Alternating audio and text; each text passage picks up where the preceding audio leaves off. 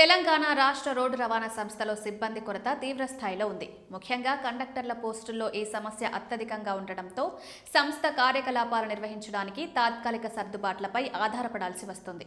కండక్టర్ల నియామకం జరిగి దాదాపు దశాబ్దం దాటడంతో ఈ సమస్య ఏటా పెరుగుతూ వస్తోంది. ప్రస్తుతం రాష్ట్ర వ్యాప్తంగా ఇప్పటికే 2059 మంది కండక్టర్ల కొరత ఉంది.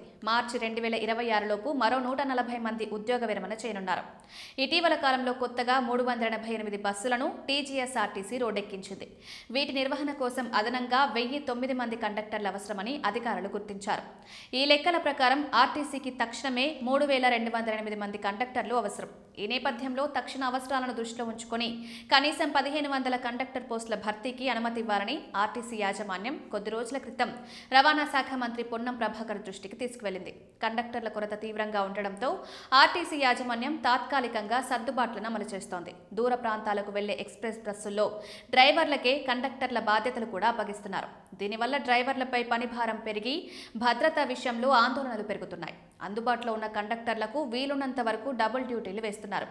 ఇది సిబ్బందిపై ఒత్తిడిని పెంచుతోంది. కొద్దిమంది సిబ్బందిని అవుట్సోర్సింగ్ పద్ధతిలో తీసుకుని నెట్టుకొస్తున్నారు. ఆర్టీసీలో సిబ్బంది కొరత కేవలం కండక్టర్ల పోస్టుకే పరిమితం కాలేదు. గత దశాబ్దంలో ఉద్యోగుల సంఖ్య కూడా గణనీయంగా తగ్గింది.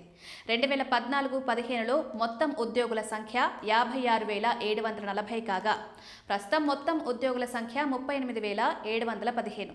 11 ఏళ్లలో దాదాపు 18,025 మంది ఉద్యోగులు తగ్గారు.